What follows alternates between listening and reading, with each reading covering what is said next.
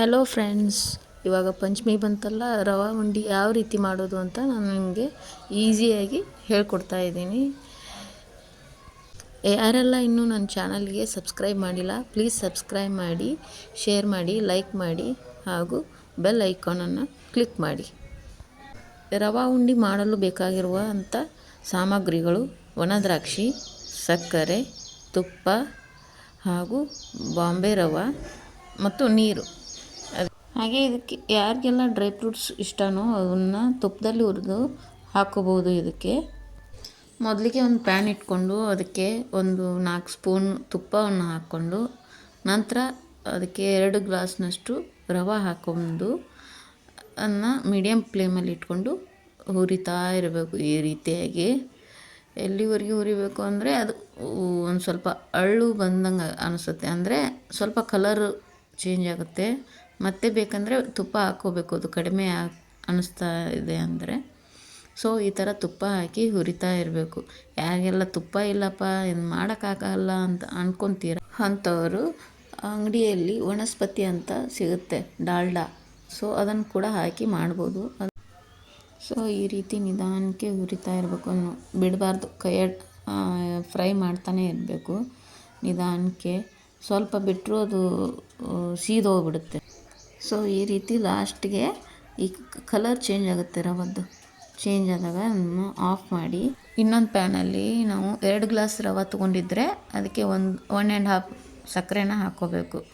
ಇಲ್ಲಪ್ಪ ಸಕ್ಕರೆ ಜಾಸ್ತಿ ಇಷ್ಟ, ಸ್ವೀಟ್ ಜಾಸ್ತಿ ತಿಂತೀರಾ ಅಂತ ಅಂದ್ಕೊಂಡ್ರೆ ನೀವು 2 ಈಕ್ವಲಾಗಿ ಹಾಕ್ಬೋದು. 2 ಗ್ಲಾಸಿಗೆ 2 ಗ್ಲಾಸು ತುಂಬ ಸ್ವೀಟ್ ಆಗುತ್ತೆ. ಸೊ ಹಂಗಾಗಿ 1.5 ಕಪ್ನ ಹಾಕೋತಿದ್ದೀನಿ. ಇಲ್ಲಿ ನಾವು ಜಾಸ್ತಿ ಪ್ರಮಾಣದ ಮಾಡ್ತಾಯಿದ್ದೀವಿ ಸಕ್ಕರೆ ಲಾಡನ್ನ. ಸೊ ಜಾಸ್ತಿ ನಾನು ಸಕ್ಕರೆ ತೊಗೊಂಡಿದ್ದೀನಿ. ನಿಮ್ಗೆ ಹೇಳ್ತಾ ಇರೋದು ಕರೆಕ್ಟ್ ಪ್ರಮಾಣದಲ್ಲಿ ಹಾಕಿ.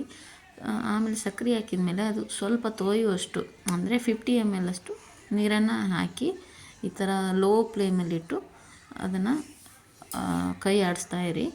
ಸೊ ಈ ಥರ ಅದು ಆಣ ಬರುತ್ತೆ, ಅಂದರೆ ಸ್ವಲ್ಪ ಒಂದೆಳೆ ಪಾಕ ಬರುತ್ತೆ. ಪಾಕ ಬರುವವರೆಗೂ ಸ್ವಲ್ಪ ನಿಧಾನಕ್ಕೆ, ಬೇಗನೆ ಬರುತ್ತೆ. ಸೊ ಈ ಥರ ಅದನ್ನ ಸ್ಪೂನ್ನ ಎತ್ತಿ ನೋಡಬೇಕು. ಸೊ ಈ ಥರ ಮಾಡ್ತಾಯಿರಿ. ಸಕ್ಕರೆ ಎಲ್ಲ ಕರಗಿ ಇವಾಗ ಪಾಕ ಬರ್ತಾಯಿದೆ. ಸೊ ಈ ಥರ ಸ್ಪೂನ್ ಎತ್ತಿದಾಗ ಒಂದೆಳೆ ಬರ್ತಾ ಇರಬೇಕು. ಸೊ ಇವಾಗ ಬಂದಿದೆ. ಆ ಥರ ಗೊತ್ತಾಗಲ್ಲ ಅಂದರೆ ಒಂದು ಪ್ಲೇಟಲ್ಲಿ ನೀರು ಹಾಕಿಕೊಂಡು ಒಂದು ಹನಿಯಷ್ಟು ಪಾಕನ ಅದರಲ್ಲಿ ಬಿಡಬೇಕು. ಬಿಟ್ಟು ಈ ಥರ ಕೈಯಲ್ಲಿ, ಅಂದರೆ ಮುಂದೆ ತೋರಿಸ್ತಿದ್ದೀನಿ ಯಾವ ರೀತಿ ತೆಗಿಬೇಕು ಅಂತ. ಸೊ ಕೈಯಲ್ಲಿ ಹಿಂಗೆ ಆಡಿಸಿ ತೆಗೆದಾಗ ಅದು ಒಂದು ಸ್ವಲ್ಪ ಗಟ್ಟಿ ಆಗಬೇಕು. ತುಂಬ ಗಟ್ಟಿ ಆದರೆ ಲಾಡು ತುಂಬ ಗಟ್ಟಿ ಆಗ್ತದೆ. ಸೊ ಸ್ವಲ್ಪ ಮೀಡಿಯಮ್ ಈ ಥರ ಬರಬೇಕು. ಈ ಥರ ಬಂದಾಗ ತೆಗೆದು ಕೆಳಗೆ ಇಳಿಸಿ ಅದನ್ನು ಪಾಕನ ಅದರಲ್ಲಿ ರವಾನ ಯಾವ ರೀತಿ ಅಂತ ಇಲ್ಲಿ ತೋರಿಸ್ತಾ ಇದ್ದೀನಿ. ಇವಾಗ ಈ ಥರ ಪಾಕ ಬರಬೇಕು, ತುಂಬ ಗಟ್ಟಿ ಬರಬಾರ್ದು.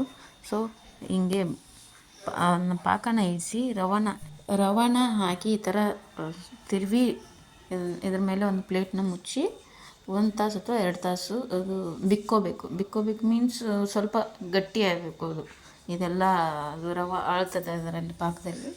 ಸೊ ಆಗಿಂದ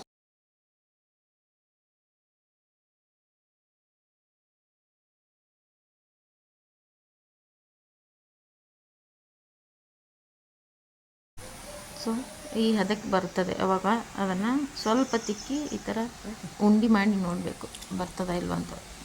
ಸೊ ಈ ಥರ ಬಂದಮೇಲೆ ಅದನ್ನು ತಿಕ್ಕಿ ಅಂದರೆ ತುಂಬ ಮೃದು ಆಗಬೇಕಲ್ವ. ಸೊ ಅದಕ್ಕೆ ಒಂದು ಸ್ವಲ್ಪ ಕೈಲಿ 2 ಕೈಲಿ ತಿಕ್ಕಿ ಈ ಥರ ಉಂಡೆ ಮಾಡಿ, ಸೊ ಅದಕ್ಕೆ ಮೇಲೆ ಒಣ ದ್ರಾಕ್ಷಿಯನ್ನು ಹಚ್ಚಿ ಇಟ್ಟರೆ ಮುಗೀತು.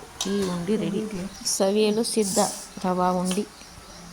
ಇನ್ನಷ್ಟು ಮತ್ತಷ್ಟು ವಿಡಿಯೋಗಳಿಗಾಗಿ ನನಗೆ ಇದೇ ರೀತಿ ಸಪೋರ್ಟ್ ಮಾಡಿ. ಧನ್ಯವಾದಗಳು ಫ್ರೆಂಡ್ಸ್.